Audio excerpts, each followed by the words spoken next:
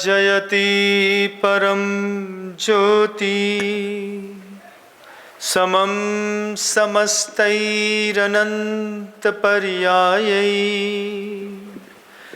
दर्पणतल्लिव सकला प्रतिफलति पदार्थमालिका यत्र गुरुवः पान्तनो नित्यं ज्ञानदर्शननायका चारित्रार्णव गंभीरा मोक्षमार्गोपदेशका।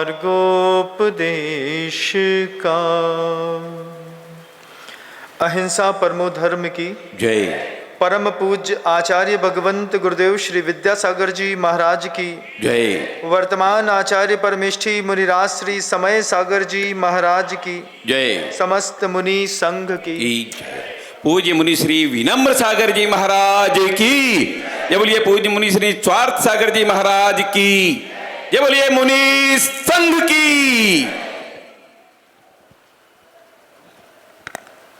आया तो कुछ और सोच के था, लेकिन विश्व हिंदू परिषद के राष्ट्रीय उपाध्यक्ष हुकुमचंद जी सांवला को सामने देख करके मेरे विचार बदल रहे हैं। धार्मिक उपदेश देने के लिए तो मैं यहाँ पर आता हूँ, लेकिन सामने सांवला जी को देख करके उपदेश बदल रहा है। स्वीकार करिए।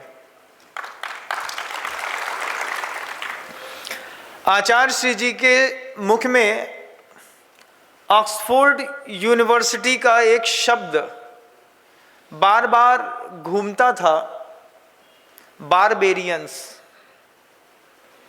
बारबेरियंस का मतलब गुरुदेव इतने प्रवचन करते थे इस बारबेरियंस शब्द में, जिसमें आचार्य भगवंत बारबेरियंस शब्द का एक ही अर्थ बार बार कहते थे, विकसित लेकिन विक्षिप्त प्रगति के लोग।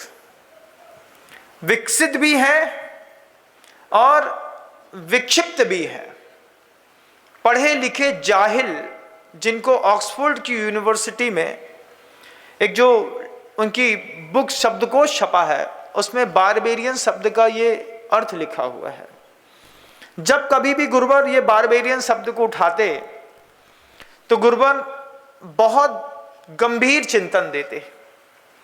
क्योंकि सांवला जी यहाँ पर बैठे हैं, विश्व हिंदू परिषद के राष्ट्रीय उपाध्यक्ष हैं, तो राष्ट्र की बात करना साधु का भी धर्म बनता है। प्रश्न खड़ा होता है कि राष्ट्र खड़ा कैसे होता है, कैसे एक राष्ट्र बनाया जाता है। ये शायद आपको पता हो या ना पता हो, लेकिन गुरुदेव के साथ रह करके मुझे बहुत अच्छे से पता चल गया। आचार्य भगवंत हमेशा कहते थे कि एक राष्ट्र के निर्माण करने के लिए सबसे पहले जमीन चाहिए। जमीन के साथ वहां पर जनसंख्या चाहिए। जनसंख्या के साथ एक राष्ट्र के निर्माण में मालिकाना हक चाहिए। तीन चीजें। क्या क्या? जमीन, जमीन के साथ जनसंख्या, और जनसंख्या के साथ मालिकाना हक। ये तीन चीजों से राष्ट्र का शरीर बनता है। लेकिन राष्ट्र की चेतना बनती है संस्कृति से। जमीन, जनसंख्या, मालिकाना हक, इसने शरीर तैयार किया और उसके अंदर चेतना भरी संस्कृति ने। जब बहुत दूर दूर तक ये बारबेरियंस लोग फैलते हैं, विकसित लेकिन विक्षिप्त लोग, ये अपना ही राष्ट्र तोड़ते हैं। इस पूरे के पूरे हिंदुस्तान को पहला शब्द मिला था आर्यावर्त। आर्यावर्त के शब्द के साथ ही इस विश्व में अपनी एक अलग डंका बजाने वाला ये भारतवर्ष, ये दूसरा शब्द नाम बाद में मिला। इस भारतवर्ष के साथ फिर इसको एक नाम इंडिया का दिया गया। इंडिया के बाद आप और भी नामों से अब धीरे धीरे इसमें अपना अपना सोच के साथ प्रचार करते रहे। एक राष्ट्र कैसे टूटता है कभी आपको शायद पता हो या ना पता हो, लेकिन पता होना चाहिए। जमीन टूटती है तो राष्ट्र टूटता है, मालिकाना हक टूटता है तो राष्ट्र टूटता है, जब वहां की जनसंख्या टूटती है तो राष्ट्र टूटता है, और संस्कृति टूटती है तो उसके साथ भी एक राष्ट्र टूटता है। ये तीन चीजें और संस्कृति मिलाकर के जब एक जीवित राष्ट्र बनता है, इस जीवित राष्ट्र को, इस पूरे आर्यावर्त को कितनी बार तोड़ा गया, किस चीज से तोड़ते हैं बताओ मुझे। उदाहरण देकर के आपको कहता हूं, दिखाई देगा आपको। बताइए आप मुझे कि पाकिस्तान किसका था? जमीन हमारी थी, वहां के लोग हमारे थे। पाकिस्तान में जमीन हमारी थी, लोग हमारे थे, लेकिन हमारे हाथ से जमीन का मालिकाना हक चला गया। मालिकाना हक चला गया, जनसंख्या चली गई, जनसंख्या चली गई, जमीन चली गई, मालिकाना हक चला गया। उसके बाद उन्होंने क्या किया? वहां पर भारतीय संस्कृति बंटवारा होने के बाद भी जिंदा थी, क्योंकि वहां की संस्कृतियां जिंदा थी। उन्होंने वहां से भारत की संस्कृति को मिटाया और मिटा करके अरब की संस्कृति को लाए, तो एक आर्यावर्त के एक खंड में एक नया देश पैदा हुआ जिसको लोग पाकिस्तान कहने लगे।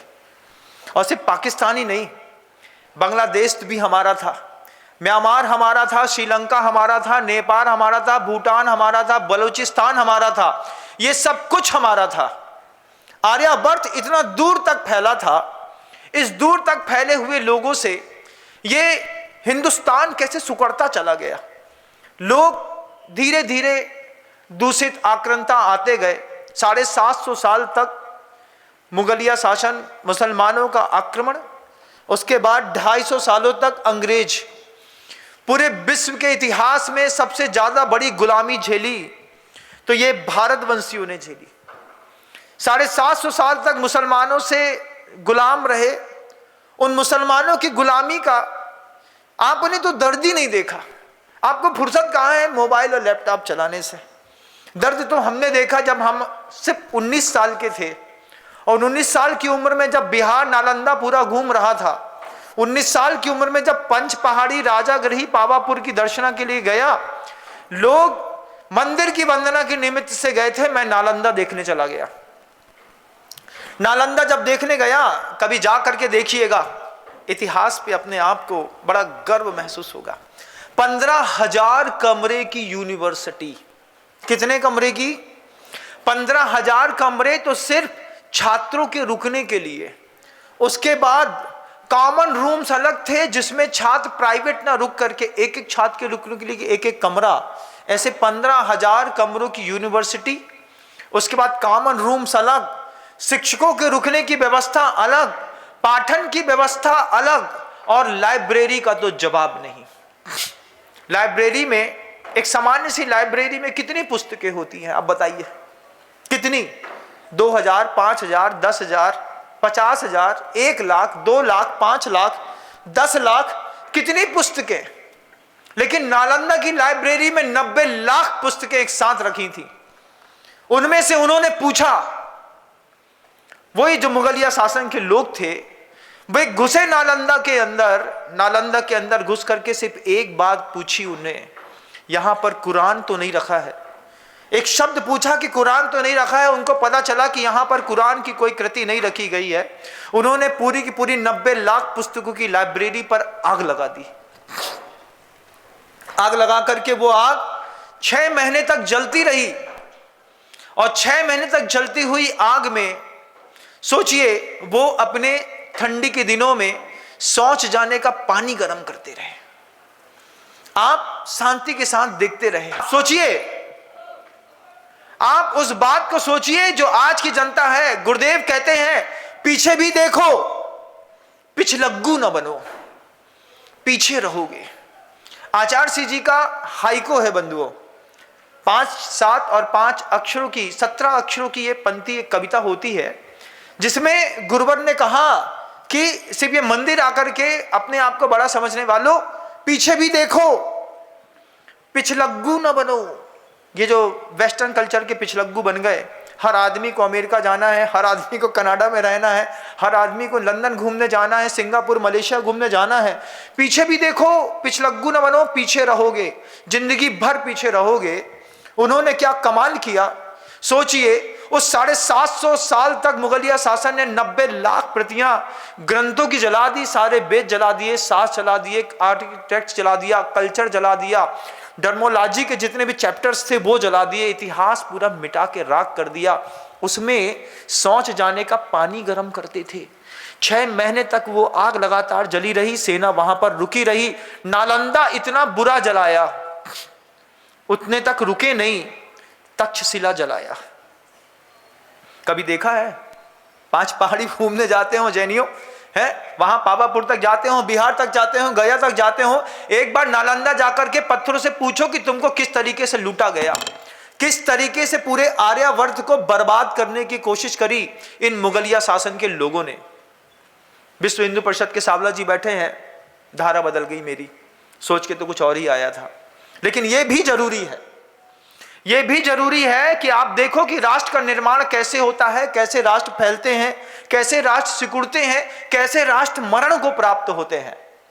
ये पूरा आर्यावर्त, जहां बांग्लादेश हमारा था, बलूचिस्तान हमारा था, अफगानिस्तान हमारा था, म्यांमार हमारा था, श्रीलंका हमारा था, नेपाल हमारा था, उसके साथ ये पूरा पाकिस्तान हमारा था। यहां से हमारा क्या मिट गया? कैसे हम छोटे होते गए, छोटे होते होते कश्मीर का आलाप नापते हैं। भारत के नक्शे का कश्मीर देखना और ओरिजिनल अपनी ऑक्युपाई कश्मीर देखे ना, जो जितना है उसमें भी ऐसा लगेगा कि भारत माता की एक आंख को लेकर के आधा अंग काट दिया है। जितना भारत का नक्शा दिखता है ना, और ऊपर जो कश्मीर दिखाते हैं उतना बड़ा भी नहीं है। लेकिन आज ये पूरा हिंदुस्तान समेट करके कश्मीर से लेकर के कन्याकुमारी तक सीमित हो गया। कितने समिट गए, कितने कम हो गए। जहां पर सुबह सुबह नमो हरिहंताणम की माला फेरी जाती थी, नमोकार मंत्र का उच्चारण होता था, या देवी सर्वभूतेषु शक्ति रूपेण संस्थिता, नमस्तस्यै नमस्तस्यै नमस्तस्यै नमो नमः के सूत्र पढ़े जाते थे, शिव तांडव स्तोत्र पढ़ा जाता था। ऐसे आर्यावर्त में कितने सारे लोगों ने मिलकर के आग लगाई, और आग लगाई तो ये कम नहीं हुआ, इसके बाद भी इतिहास को बदलने के उपक्रम लगातार जारी रहे। पाकिस्तान से हमारा क्या मिट गया बताओ? जमीन हमारी, लोग हमारे, लेकिन संस्कृति अब हमारी नहीं रही। अफगानिस्तान का वो सीन याद करिएगा, बलूचिस्तान की वो सीन याद करिएगा जब बुद्ध की प्रतिमाओं में बम लगा करके उन्होंने लाइव दिखाया था कि तुम्हारी ये बुद्ध परस्ती को हम यहां पर आग लगा देंगे। ये वही मुगलिया शासन है। कितने देश है इनके पता है? कितने? पूरे विश्व के 50 देशों में मुसलमानों का राज है, विश्व के 100 देशों में ईसाईयत का राज है। जब यूक्रेन और रसिया का युद्ध हुआ, यूक्रेन और रसिया के युद्ध में यूक्रेन के अंदर 30% जनता रशिया की रहती है। जब रसिया के टैंक निकले, जब रसिया के फौजी आए यूक्रेन में युद्ध करने के लिए, आपको क्या लगता है उन रसिया के सैनिकों को किसने जगह दी होगी? 30% जनता यूक्रेन में रहती थी, उसी 30% जनता ने यूक्रेन से आए हुए सैनिकों को बंकर दिए, रुकने का घर दिया, मकान दिया, पैसा दिया, भोजन दिया, और वहां पर आकर के रशियन ने 30% रशियंस ने यह बात कही कि तुम लड़ो यूक्रेन के साथ। आज आपके इस पूरे हिंदुस्तान में उनकी संख्या भी कम नहीं है, 20, 22, 25, 30 करोड़ से ज्यादा, शायद 40 करोड़ से ज्यादा हो सकती है। नाम तो मैं उनका लेता नहीं हूं, लेकिन आप बहुत समझदार हैं। सोचिए, कभी उन लोगों ने एक साथ, मान लीजिए, कभी कल्पना करके देखिएगा किस बात की, एक साथ चाइना ने और पाकिस्तान ने अगर हिंदुस्तान के ऊपर हमला किया एक साथ, कभी ये दोनों मिल गए, लगता है कभी तुम ये मंदिरों में नमोकार मंत्र पढ़ पाओगे? कितने सैनिक हैं भारत के? कुछ पता भी है? नहीं पता महाराज। हमको तो बस इतना पता है कि बैंक में माल कितना है। दिन भर लगे हैं, पैसा इकट्ठा करने में दिन भर लगे हैं, मकान बनाने में दिन भर लगे हैं, अपने और भी व्यवसाय को बड़ा करने के लिए।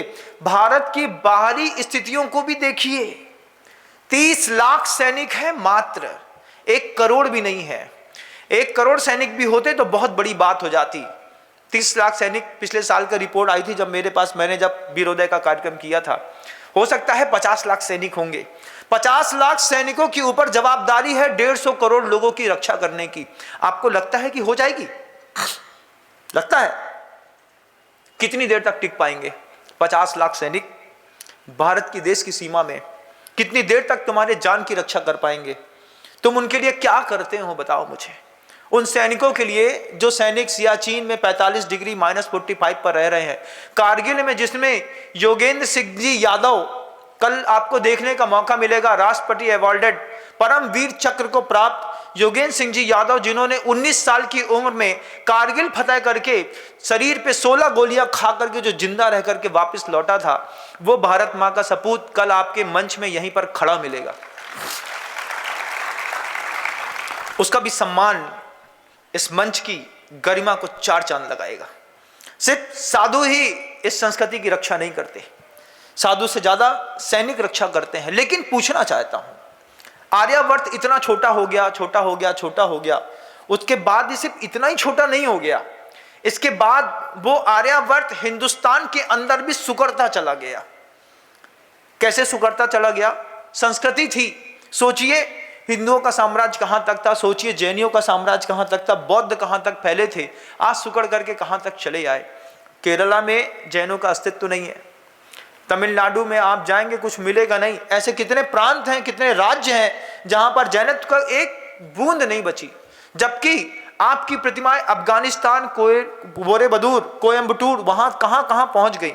आप जाकर के देखिए, थाईलैंड में जाकर के देखिए, वहां पर कंबोडिया में जाकर के देखिए, नंदीश्वर द्वीप जिनालय की 8 किलोमीटर की डाइस एरिया में पूरा का पूरा जैन मंदिर बना करके धरा। कोई जैन तो रहता होगा। कितने विस्तृत थे, कहां समिट गए, कितना छोटे हो गए। पीछे ना देखो, पीछे भी देखो, पिछलग्गू न बनो। पिछलग्गू बनोगे तो पीछे रहोगे। आज संपूर्ण आर्यावर्त में हिंदुस्तान सिमट करके बहुत छोटा हो गया बंधु। मात्र 30-40 लाख सैनिक हैं जो ठंडी, गर्मी, बरसात सब सहते हैं।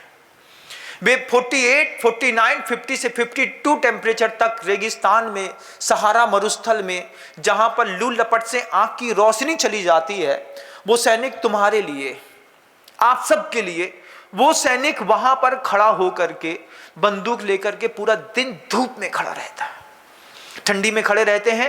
ओंठ सीधा यहां से नाक से लेकर के ऐसा फटता है, खून यहीं से भड़भड़ा के बहता है।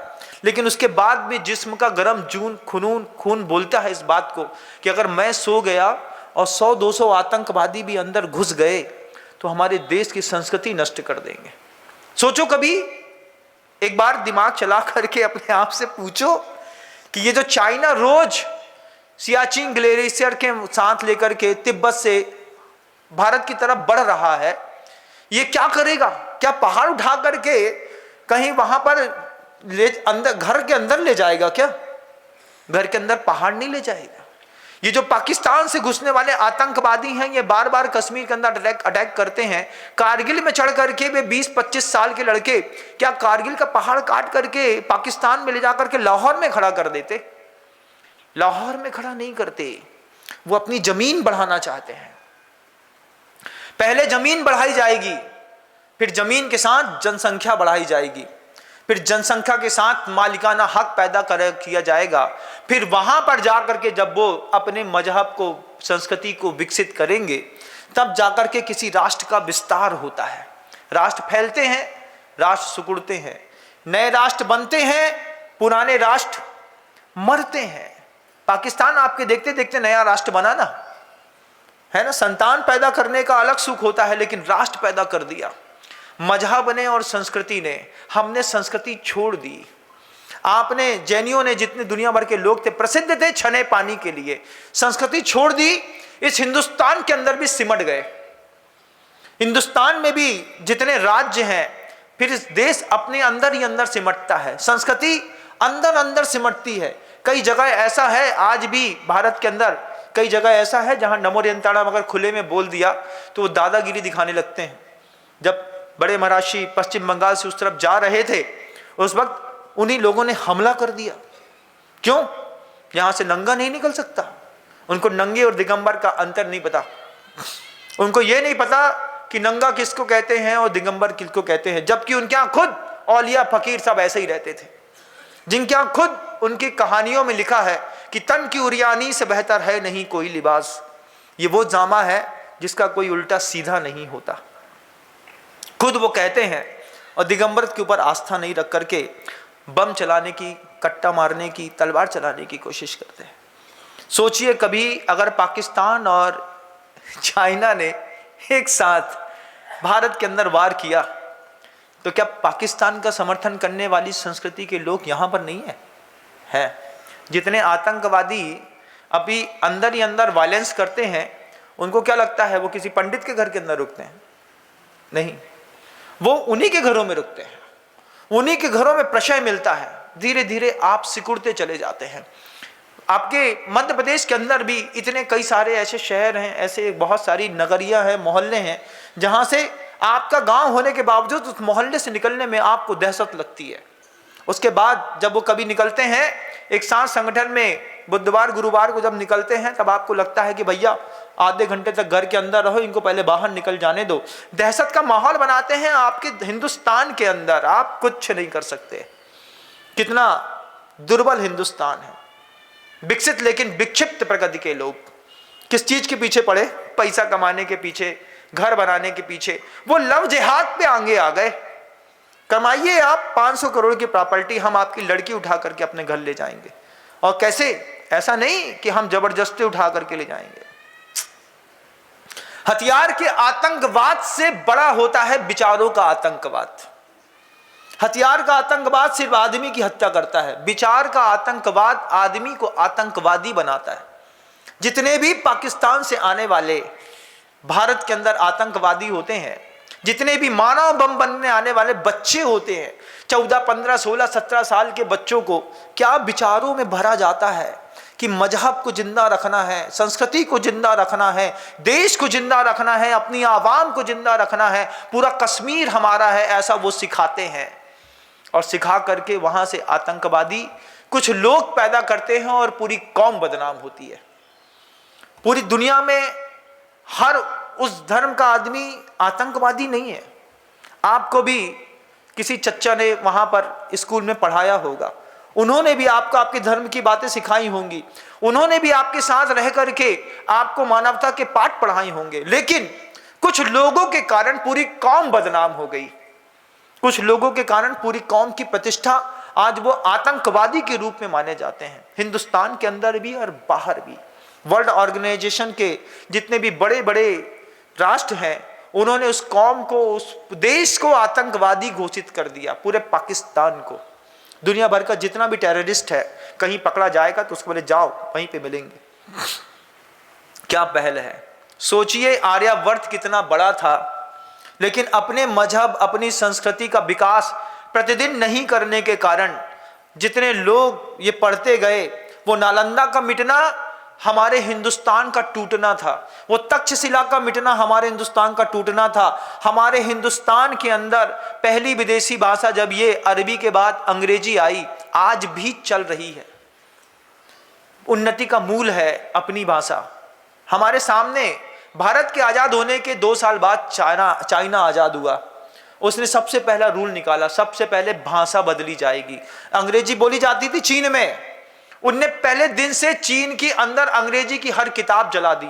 इंजीनियरिंग की टेक्स्ट बुक चाइनीज भाषा की होगी, खाने की कुकिंग बुक चाइनीज भाषा में होगी, पेपर चाइनीज भाषा का होगा, पोस्टर चाइनीज भाषा का होगा, हर चीज चाइनीज भाषा का।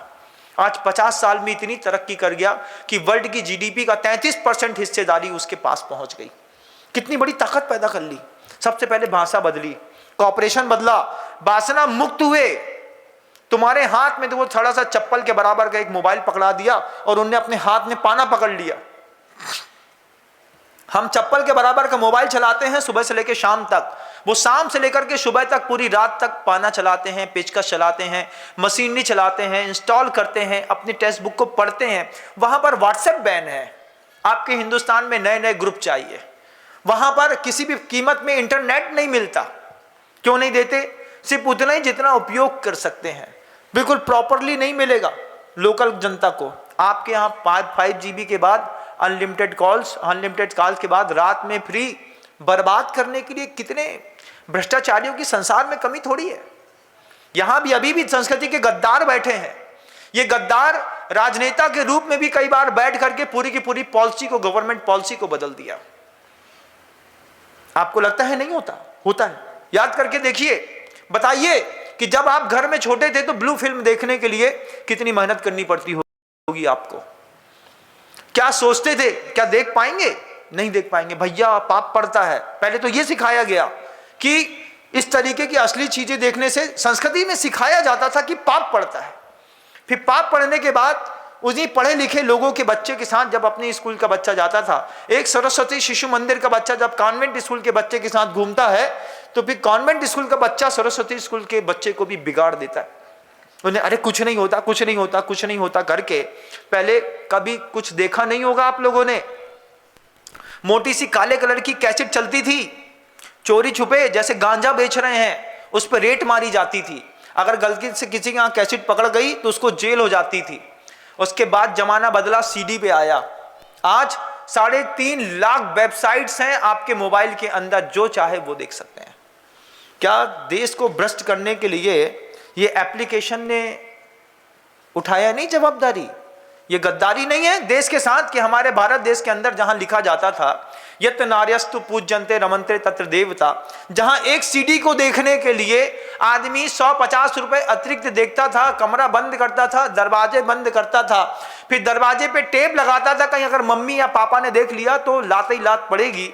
उधर पे आज हर मोबाइल, हर एंड्रॉइड पर हर तीसरा सीन अवेलेबल है। ये देश के साथ गद्दारी नहीं है? क्या विचारों के साथ देश को तोड़ना नहीं है? हम इसको स्वीकार कर चुके।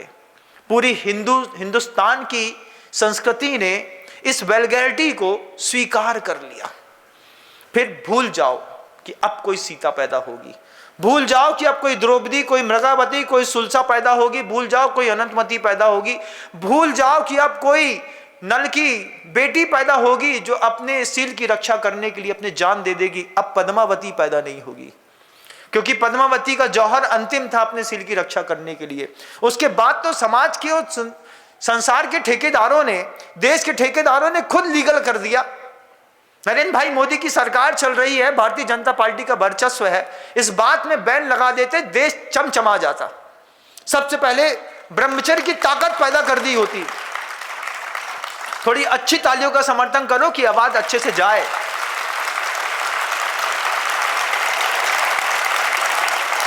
साढ़े 3 लाख वेबसाइट्स हैं। वे बुढ़े जिनने व्रत ले लिया था उनको भी उस मोबाइल ने बिगाड़ दिया। वो भी अब जवान हो गए, टी शर्ट पहनते हैं, बेल्ट लगाते हैं, शूज पॉलिश करते हैं, सेंट लगाते हैं, अच्छी शेविंग करते हैं, पता नहीं कहां शाम को घूमने चले जाते हैं, लौट के कहां से आते हैं। बड़ी कंट्रोवर्सी हो गई। किसको बिगाड़ा इस आर्यावर्त ने? मजहब कौन बिगाड़ रहा, संस्कृति कौन बिगाड़ रहा है, किसकी जवाबदारी है?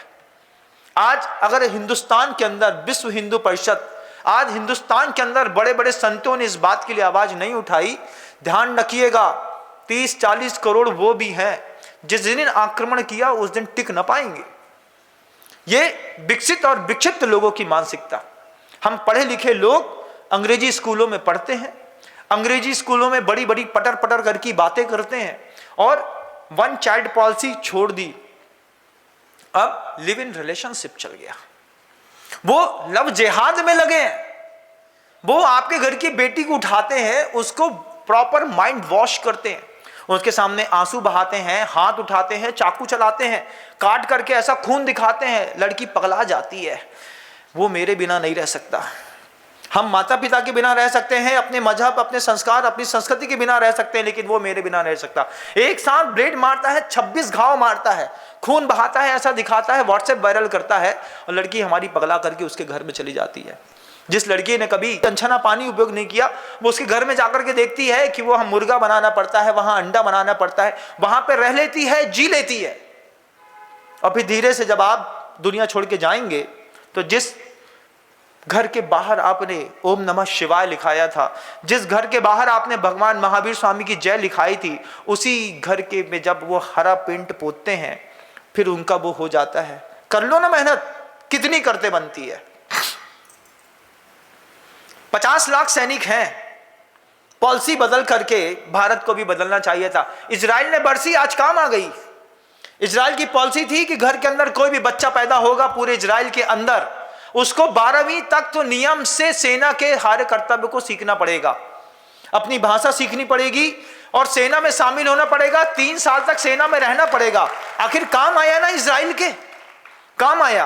पूरी दुनिया में कोई भी इजरायली था, चाहे वो महिला थी, चाहे वो लड़की थी, चाहे वो कोई भाई था, कोई भी बुढ़ा भी क्यों ना था, वो अपने आप में नागरिक भी था और अपने आप में एक सैनिक भी था। जब युद्ध हुआ, लोगों ने सॉफ्टवेयर कंप्यूटर्स के इंजीनियर्स जो थे इजराइल के, उन्होंने अपने कंप्यूटर सॉफ्टवेयर को छोड़ा और जाकर के बंदूक उठाई, बोले वापिस हम जा रहे हैं। कहां जा रहे हैं? बोले अपने देश जा रहे हैं। देश में युद्ध हो गया है, देश की आन बान और शान पे खतरा आ गया है। पूरे वर्ल्ड में घूमते हुए जितने भी इजरायली थे, हर इजरायली अपने इजराइल में वापस लौटा, वहां पर गया, अपना कार्ड दिखाया, अपने इजरायली होने का प्रमाण पत्र दिया। सरकार को ज्यादा मेहनत नहीं करनी पड़ी, सिर्फ वर्दी दी और गन दे दिया और उसको छोड़ दिया। बोले जाइए अपनी बॉर्डर संभालिए। उसको पता है कि बॉर्डर कहां पे संभाली जाती है। हमारे बच्चों को तो पता ही नहीं है कि बंदूक कैसे उठाई जाती है। हम तो अहिंसा परमो धर्म के सूत्र हैं। साधुओं की भाषा साधकों को नहीं सीखनी चाहिए, साबक की भाषा कुछ अलग होती है। अभी तो ताकत ही खत्म हो गई उस मोबाइल ने, उस लव जिहाद ने, उस फुट जिहाद ने। सोचिए वो हिमालयन कंपनी जिसको हम आयुर्वेदिक समझते थे, उसने हलाला का सर्टिफिकेट कर दिया है। उसने अपनी कंपनी ने बैनर पोस्टर में साफ साफ दिखा दिया।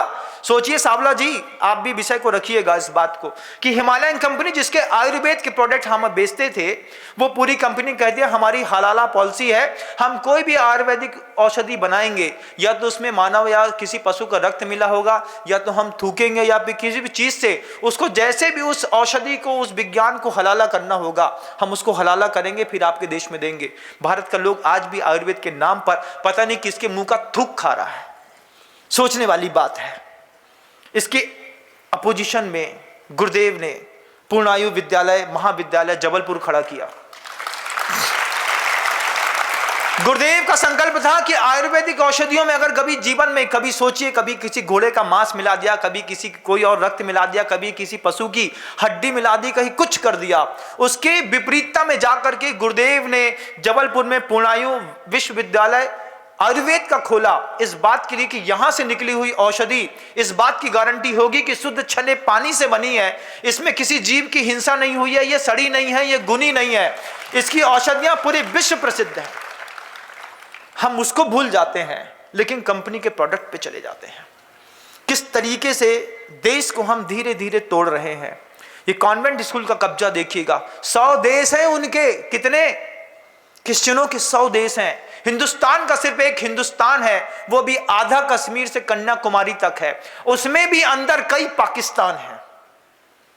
एक हिंदुस्तान के अंदर कई पाकिस्तान भी हैं जिनका सीधा सीधा कनेक्शन वहीं से है। वो चाहते हैं कि पूरे के पूरे रूल्स मजहबी उस संस्कृति के होने चाहिए। इसको बर्बाद करने के लिए जब आपको वो खुले मंच पर हैदराबाद पे खड़े होकर के धमकी देता है, उस वक्त सरकार कहां जाकर के सो रही होती है, मुझे समझ में नहीं आता है। शुद्ध धमकी देता है कि आधे घंटे के लिए फोर्स हटा दो, हम बताते हैं कि हिंदुस्तानी कहां चले जाएंगे। इतनी बड़ी बात सुन करके भी हम खून का घूंट पी करके चुपचाप रह जाते हैं। अरे छोड़ो, अहिंसा परमो धर्म। वो छोड़ेंगे क्या? वो छोड़ेंगे? उनको उस वक्त बोलना जब तुम्हारे मुंह के सामने वो माउचर लेकर के आएंगे, तब बोलना भैया अहिंसा परमो धर्म, हमने तुम्हारा क्या बिगाड़ा है। सोचने का मौका नहीं देंगे, लेकिन हमको सोचने का मौका आज है। अभी वक्त है अपना परिवार बचाने का, अभी वक्त है अपनी समाज बचाने का, अभी वक्त है अपना देश बचाने का। ये वक्त है। इस वक्त में ही आप जो कर सकते हैं सो कर सकते हैं। सबसे पहला ब्रह्मचर्य स्वीकार करिए। मेरे डीएनए का चेंज, मैंने अपना पूरा डीएनए चेंज कर दिया। अपने पिता जिस घर में पैदा हुआ था, उसका पूरा रक्त का प्रवाह, उसका पूरी विचार, उसकी पूरी शक्ति मैंने मिटा दी अपने शरीर से। अपना पूरा डीएनए चेंज करके जब गुरुदेव के पास आया, 20 साल तक अपने शरीर का डीएनए चेंज करता रहा। आज डीएनए पूरा बदल गया मेरा। आज डीएनए में सहना है, आज डीएनए में संघर्ष है, आज डीएनए में गुरु है, आज हमारे डीएनए में राष्ट्र है, आज डीएनए में बलिदान देने की क्षमता है, आज डीएनए में भूख सहने की क्षमता है, केशलोच करने की क्षमता है, आज डीएनए में दिगंबर रहने की क्षमता है, आज डीएनए में अपने प्रभु के लिए, अपने गुरु, अपने हिंदुस्तान के लिए मरने की क्षमता जिंदा करी हमने। ये गद्दारों वाला डीएनए बदलिए, अपना डीएनए भी चेंज करिए। आपकी डीएनए की क्षमता क्या है आप देखिएगा। मोबाइल चलाने की क्षमता है, गाली देने की क्षमता है, पैसा कमाने की क्षमता है, झूठ बोलने की क्षमता है, मायाचारी करने की क्षमता है। इन क्षमताओं से हिंदुस्तान क्या खाक चलेगा? क्या खाक चलेगा? आज 8-9 तारीख है, 4-6 दिन बाद स्वतंत्रता दिवस आएगा। हर आदमी अपने गाल में तिरंगा लगाएगा, माथे में तिरंगा लगाएगा, तिरंगे का एक बैच यहां पर पहनेगा। एक तिरंगे की कीमत कभी समझी क्या होता है? अपने निजी व्यक्तिगत धर्म से ऊपर है राष्ट्र का धर्म। जहां पे रहो, जिसकी रोटी खाओ, उसके लिए अपनी जान देने की ताकत भी पैदा करो। लेकिन वो है नहीं, क्योंकि we are a just like a barbarians. हम पढ़े लिखे ऐसे जाहिल हैं, विकसित लेकिन विक्षिप्त मानसिकता वाले लोग। भोगवादी संस्कृति है, हम भोग भोगने के लिए बैंकॉक जाते हैं, पटाए जाते हैं। अरे एक बार पहले नालंदा और तक्षशिला तो देखो, एक बार देखो, एक बार पता तो करो कि नालंदा में 90 लाख किताबें जलाई गई थी, उसमें कौन कौन से ग्रंथ जला दिए गए। जर्मनी से हम सीख करके आते हैं एरोप्लेन बनाना। एक बार जाकर के नालंदा से पूछो, उन पत्थरों आज भी जवाब देंगे कैसे कैसे हवाई जहाज बनाते थे। 500 प्रकार के हवाई जहाज बनाने की कला, और एक एक हवाई जहाज को 500 प्रकार से बनाने की कला उस नालंदा की वहां पे लाइब्रेरियों में रखी थी, लोगों ने जाकर के जला दी। हम लोहा बनाते थे, जंग नहीं खाता था। इन गद्दारों का लोहा जब से मुंह में आया है, तब से हर 30 साल में अपने इंस्ट्रूमेंट बदलने पड़ते हैं। सोचिए, पंखे ऐसे भी कुछ आपके घर के अंदर होंगे जिनकी अनलिमिटेड लाइफ होगी। 100 साल से ऊपर का भी घर के अंदर कोई पंखा होगा कि आपके बब्बा जब पैदा हुए थे तब आपके बब्बा के पापा ने वो पंखा अपने लड़के के लिए लगवाया था, आज भी घूम रहा है। ये ईमानदारी वाले पंखे थे। बेईमानी की एलईडी लाइट अच्छी चकमकाती है और शाम को छूट जाती है, लेकिन हम दीपावली में वही जलाते हैं। हमको वही पसंद आती है क्योंकि सस्ती पड़ती है। लेकिन सोचिए, जिस देश से वो सस्ती चीजें आती हैं उस देश में व्हाट्सएप नहीं चलता, रील्स, इंस्टाग्राम, फेसबुक नहीं चलते, उनके पास फुर्सत नहीं है। सुबह से लेकर शाम तक सिर्फ काम काम और काम। अपने देश के लिए वो जीना पसंद करते हैं। जापान की वो घटना इतनी गजब की लगती है। पूरे जापान में बुद्ध का ऐसा गजब का साम्राज्य है कि हर आदमी भगवान बुद्ध को मानता है। उन जापानियों से पूछा कि जापान में अगर मान लो बुद्ध के ऊपर कोई आपत्ति आई तो क्या करोगे? तो बोले पूरा का पूरा जापान मिलकर के बुद्ध की संस्कृति की उस आपत्ति के लिए अपनी जान दे देगा। फिर उन्हीं जापानियों से पूछा, अगर तुम्हारे जापान के लिए अगर बुद्ध ने गाली दी तो क्या करोगे? बोले पूरा जापान उठा करके बुद्ध को मार डालेगा। कि हम अपने भगवान से ऊपर अपना राष्ट्र समझते हैं। आप कुछ नहीं समझते। आप लोगों को सिर्फ अपना घर दिखाई देता है। आप लोगों का डीएनए गद्दारों वाला होता चला गया है। सब कुछ है हमारे पास, उसके बाद भी हम ऐसे गद्दार हैं। सब सुनते हैं लेकिन हमारा खून ही नहीं खोलता। अपना डीएनए स्ट्रक्चर बदलो, थोड़ा ब्रह्मचर्य का प्रयोग करो, छाना पानी पीना सीखो, सुबह मंदिर आना सीखो। उन गद्दारों को बोलो जो तुम्हारे घर के बच्चे 11-11 बजे रात दिन के उजाला जब सूरज सिर पे चढ़ जाता है उसके बाद उस वक्त टूथपेस्ट कोलगेट करता रहता है। 11 बजे साधु ने अंतराय करके आहार छोड़ दिया। हमारे घर का लड़का भी सो के उठ रहा है, उसके लिए चाय बनेगी।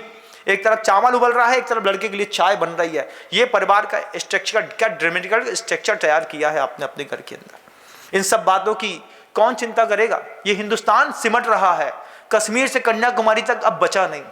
अंदर के राज्यों में भी धर्म सिमट रहा है। सोचो तुम जैनियों कहां कहां तक नहीं थे। एक बार इतिहास पढ़ के देखो। श्यामला जी किसी दिन सुनाएंगे तो पता चलेगा इतिहास में जैनियों का क्या गजब का योगदान था। वे लोग मरे हमारे लिए, हम जैसे लोग गद्दार निकल गए। वो भगत सिंह भी ऊपर से सोचता रहा कि क्या गद्दारों के लिए हमने अपना खून बहा दिया। इनको देश की, संस्कृति की, समाज की, खुद की चिंता नहीं है। बटुकेश्वर दत्त की बात सोचो, राजगुरु की सोचो, सुखदेव की सोचो। 19, 20, 21 साल के लोग मातृभूमि पर आंच आ रही थी, जाकर के असेंबली में बम फेंक करके चले आए। तुम्हारे लड़के से अभी नमो रेंताड़म पढ़ते नहीं बनता है। महाराज जी को आहार दान देने के बारे में बच्चा को अभी कुछ पता नहीं है, शुद्धि बोलते तक बनती आती नहीं है। कितना परिवर्तन है। जस्ट लाइक ए बारबेरियंस, विकसित लेकिन विक्षिप्त प्रकृति के लोग हमारे बीच में पल रहे हैं। आपके घर के अंदर भी पल रहे हैं, इस देश में पल रहे हैं। कश्मीर से लेकर के कन्याकुमारी तक इस तरीके का प्रवाह है। वो जहां अपनी ताकत बढ़ाते हैं। क्या राष्ट्र सुरक्षित कैसे है? राष्ट्र को लूट करके यहां की गंगा को उठा करके कोई पाकिस्तान नहीं ले जाएगा, लेकिन यहीं की गंगा के अंदर खड़ा होकर के जब तुम्हारी गाय की गौकसी करेगा तब तुमको लगेगा कि ये कुछ ज्यादा ही हो गया। इस हिंदुस्तान को बचाना सिर्फ हिंदुओं का काम नहीं है। चारों वर्णों के लोग, ब्राह्मण, क्षत्रिय, वैश्य और शूद्र, जब सब मिल करके एक मुट्ठी में बनेंगे तब जाकर के हिंदुस्तान कन्याकुमारी से लेकर के कश्मीर तक सुरक्षित रहेगा। हम संतानें पैदा नहीं करते धार्मिक बनाने के लिए, हम संतानें पैदा नहीं करते सैनिक बनाने के लिए। संत और सैनिक दो ही लोग तो हैं जो हिंदुस्तान को बचा के रखे हैं। तीसरा कौन है? राजनेता को देखो, जाकर के पता करो स्विट्जरलैंड में कितने घोटाले वाले खाते हैं, उनमें कितना खरबों अरबों रुपए इस देश का जमा है। इतनी सारी जीडीपी में सपोर्ट करते हैं, टैक्स देते हैं, जीएसटी देते हैं। पूछो सही एक बार सरकार से, कहां चली जाती है? काम कहां है? टनल बनाई, खोदी, बह गई एक पानी में, चले गए तुम्हारे 30,000 करोड़ रुपए। कौन जवाबदार है उसके लिए? किससे पूछेंगे? बोल नहीं सकते, बोलेंगे तो सजा हो जाएगी। साधु तो बोल सकता है ना। हमारा थोड़ी आगे पीछे कोई है, हमारा छोटा सा बच्चा है कि हमको चिंता करनी पड़े कि हमारे बच्चे को हमारे मरने के बाद कौन संभालेगा। हमारे बच्चे हमने अपना पूरा डीएनए ही बदल दिया। वैसे मैं इस तेज तराड़ वाले भाषण को, उपदेश को, प्रवचनों को देना पसंद नहीं करता, लेकिन कभी कभी मौके आते हैं। 15 अगस्त आता है तो अपना भी खून खोलता है। अपन भी कभी एनसीसी कैडेट में रहे, हमने भी शाखाओं में गए, हमने भी पढ़ा नमस्ते सदा वस्तले मातृभूमि त्वया हिंद भूमि नमस्ते नमस्ते। अपना भी खून खोलता है 15 अगस्त के दिन, 26 जनवरी के दिन। अंदर से आवाज आती है, आदमी साधु के अंदर भी एक सैनिक जिंदा होता है, वो बोलता है बोलना, थोड़ा समझाना जो तेरे को याद है। हो सकता है तुम्हारे दिए से किसी और का दिया जल जाए, इसलिए अपने दिए से आपका दिया जलाने की कोशिश करता हूं। सोचिएगा आप लोग, कभी आपने अपने बच्चे को कभी फौजी बनाने की कोशिश नहीं करी होगी, लेकिन आपके इंदौर शहर का शहीद गौतम के परिवार यहीं पर रहता है। पिछली बार कभी पता भी है? क्या पता है बताओ? 16 गोलियां खाने के बाद जो आपके यहाँ की जैन समाज का लड़का बॉर्डर पर खून से लथपथ मर गया, लेकिन उसके बाद भी 6, 7, 8 लोगों को अपने देश के अंदर अपनी जमीन नहीं जाने दी। जमीन नहीं जाएगी, हमारी संस्कृति नहीं जाएगी, हमारी जनसंख्या नहीं जाएगी। जनसंख्या भी आपकी संस्कृति को नियंत्रित करती है। मुट्ठी भर के लोग, कितने 40-45 लाख बचे, अगर सबको मिला लो, श्वेतांबर दिगंबर मिला लो, तेरहपंथी स्थानक वासी मिला दो, मूर्ति पूजक बुला लो, देरसर वासी मिला दो, तारणपंथी मिला दो, गुमान पंथी मिला दो, मुट्ठी भर के लोग कुल मिलाकर के 1.5 करोड़ पैदा होंगे। उसके बाद अहिंसा कौन संभालेगा? अगली संस्कृति, अगली जनरेशन में, 4th जनरेशन में ये क्या 45 लाख के अपने आप 4.5 करोड़ हो जाएंगे अपने आप? ऐसा लगता है क्या कि वहां से भगवान महावीर स्वामी ऊपर से भेजेंगे? जब दाम्पत्य जीवन बसाया है, गृहस्थी का सूत्र है। पहला धर्म है जैनियों का मुनि बनना, पहला धर्म है आदिका बनना। अगर नहीं बन पाए तो गृहस्थ बनो। गृहस्थ बनने के बाद गृहस्थ धर्म का प्रायश्चित करो। गृहस्थ धर्म का प्रायश्चित है, एक अच्छा युवक था, साधु बन सकता था, साधु मार्ग छोड़ दिया। एक अच्छी कन्या थी, आरिका बन सकती थी, लेकिन आरिका का मार्ग छोड़ दिया, दोनों ने गृहस्थी स्वीकार करी। अब उस गृहस्थी बसाने का प्रायश्चित है क्या? ऐसी संतानें पैदा करो जो धर्म के काम आए, ऐसी संतानें पैदा करो जो देश के काम आए। अभी तो ऐसी संतानें पैदा करते हैं जो हमारे काम नहीं आती। माता पिता खुद ही बोलते हैं भैया हम अपने भरोसे जी लेंगे, हमको हमारे लड़के पर विश्वास नहीं है। लेकिन पूर्वज करते थे, 10-10 करते थे, 12-12 करते थे, 2-4 देश के लिए मर जाते थे, कोई फर्क नहीं पड़ता था। मुझे मेरी बात का जवाब दीजिएगा, अगर बाई चांस मान लीजिए चाइना और पाकिस्तान ने एक साथ आक्रमण कर दिया तो आपको बंदूक उठाते आती है? क्या करोगे बताओ? दरवाजा बंद करके जैसे कोरोना में बैठे थे ना, ऐसे बैठ जाओगे? तुमको लगता है कि तुम्हारे घर के अंदर बम नहीं फेंकेंगे? कुछ भी कर देंगे। उस वक्त क्या करोगे? आज पूरे इजराइल, पूरे विश्व में रहने वाला एक एक इजरायली को आर्म्स क्या होता है, हथियार क्या होता है, कैसे माउजर चलाए जाते हैं, कैसे लॉन्चर चलाए जाते हैं, सब आता है, सब जानता है वो। और पूरे देश में, पूरे विश्व से लौटा वो। आप देखिए वो सीन, पता करिए कि जब इजराइल में युद्ध हुआ, जब रशिया में युद्ध हुआ, पूरे विश्व में रहने वाले रशियन अपने देश लौटे। बोले क्यों? हमारे देश ने उस दिन के लिए तैयार किया था, आज वो दिन आ गया है। हम अपना परिवार चलाए पाए न चला पाए, हम अपना देश जिंदा रखेंगे मरते दम तक। आखिर हो गया ना 2 साल, फिर भी अपने आप को जिंदा रख के जी रहे हैं वो लोग। ताकत है उनके पास, उनकी पॉलिसी है गवर्नमेंट की, किस बात की, कि हमारे यहां रहने वाला हर व्यक्ति को यहां पर सैनिक की शिक्षा मिलेगी। भारत 2 चीजों की अपेक्षा करता है। अगर आप बारबेरियंस बन रहे हैं, ऑक्सफोर्ड यूनिवर्सिटी जाना चाहते हैं, आईआईटी करना चाहते हैं, आईआईटी क्यों बनाई गई है एक बार इतिहास में पता तो करो, कि पूरे भारत का क्रीम माइंड उठाने के लिए एक आईआईटी कॉलेज रखे गए थे, कि इसमें से उठा करके 100% प्लेसमेंट है। पहला प्लेसमेंट 40 लाख रुपए से स्टार्ट है भाई, जाता है वो 5 करोड़ 7 करोड़ 8 करोड़ 10 करोड़ 100 करोड़ तक साल साल का मिलता है लोगों को। यही भारत के लोगों, वो सुंदर पचई वहां कैसे पहुंच गए, गूगल कैसे संभाल लिया, यहीं से गया होगा। तुम्हारे बच्चे खुद देखो, कनाडा में, जर्मनी में, जापान में है, किसी का 1.5 करोड़ का पैकेज है, किसी का 2 करोड़ का, किसी का 2.5 करोड़ का। क्या किया? दिमाग खरीदने के इतने पैसे देते हैं, और उतने देते नहीं है, उसका 100 गुना वो खुद कमाते हैं। सारी पॉलिसियां आती हैं, सब सीख लिया मैंने यहाँ पे रहते रहते, पढ़ते पढ़ते सब समझ लिया। आप लोगों को भी समझाना चाहता हूँ, स्वतंत्रता दिवस आ रहा है, आपके इस पूरे इंदौर शहर पे कल और परसों 2 दिन में उन भारत के वीर सपूतों का सम्मान समारोह वीरोदय के रूप पे, जो गुरुदेव के आशीर्वाद से शब्द मिला था, उसके साथ पूरा इंदौर मिलकर के करने के लिए जा रहा है। अपनी भूमिका, अपनी उपस्थिति तय करिएगा, अपना सहयोग तय करिएगा कि हम इस वीरोदय के कार्यक्रम में क्या कर सकते हैं। आप सोचिए कि देश के वो 30 लाख सैनिक जिनके भरोसे 150 करोड़ लोग हैं, एक सैनिक के ऊपर कितने लोगों की जान बचाने की जवाबदारी है। अगर मान लीजिए एक सैनिक के ऊपर 7,000 लोगों को बचाने की जवाबदारी है, तो फिर सोचिए 7,000 लोगों की एक सैनिक के प्रति कितनी जवाबदारी है, और उसमें फिर यह तय करिए कि आप अपनी जवाबदारी कितनी निभाते हैं। तब पता चलेगा कि एक वीरोदय नमस्ते सला वत्सले मातृभूमि मातृ ध्वज के सामने, भगवा के सामने बोलने से नहीं होता बंधुओं, जान की बाजी लगानी पड़ती है। सबसे पहला प्रयास करिएगा, हो सके ये संबोधन आपके डीएनए को चेंज करने के लिए आपको प्रेरणा दे। घर के अंदर माल मसाला खा करके, रबड़ी मलाई खा करके चुपचाप सो जाते हो, जिस दिन तुम्हारे मोहल्ले में बम फूटेगा ना, उस दिन तुम्हारी कोई माल मसाला काम नहीं आने वाला।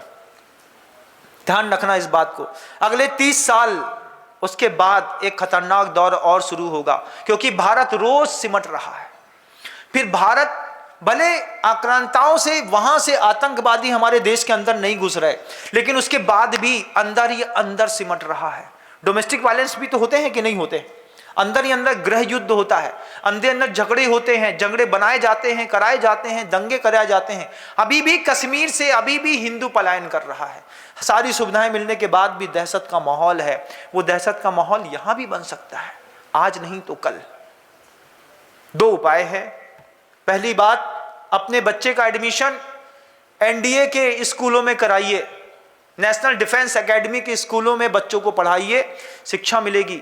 दूसरी बात, अगर विश्व हिंदू परिषद के सांवला जी मेरी बात को सुन रहे हैं, राष्ट्रीय उपाध्यक्ष हैं, हो सकता है ऊपर तक ये बात चली जाए कि गवर्नमेंट इस बात को बिल्कुल टू बी मस्ट कंपलसरी कर दे कि 12वीं तक संस्कृत और व्याकरण हमेशा पढ़ाई जाएगी। इंग्लिश पढ़ाई जाती है, 10वीं के बाद संस्कृत का चैप्टर खत्म कर दिया। हिंदुस्तान के अंदर संस्कृत नहीं पढ़ाई जाएगी तो कहां पढ़ाई जाएगी? आप मुझे बताओ, कहां पढ़ाई जाएगी? 12वीं तक संस्कृत कंपलसरी हो जाए और 12वीं तक सैनिक अभ्यास कंपलसरी हो जाए। नेशनल कैडेट एनसीसी के हर स्कूल में एनसीसी की शाखा हो, हर स्कूल में परेड हो, हर स्कूल में लेफ्ट राइट हो। ये जो लड़के अभी तुम्हारे घर के 100-100 किलो के हो गए ना, जहां 4 डंडे पड़ेंगे वहां हर लड़का बिल्कुल फिट एंड फाइन, बिल्कुल अरबी घोड़े के जैसा मिलेगा। हर लड़का अरबी घोड़े के जैसा मिलेगा। लेकिन विदेश की संस्कृति के चक्कर में हमारा बच्चा हमारे घर का लपटा तो छोड़ गया, लेकिन वहां पर जाकर के वहां पर pizza, burger, Maggi, chow mein, Zomato, momos, पता नहीं दुनिया भर की कैसी चीजें खाने लगा कि उसकी डीएनए स्ट्रक्चर में इतनी भी ताकत नहीं रही कि 2 संतानें पैदा कर दे।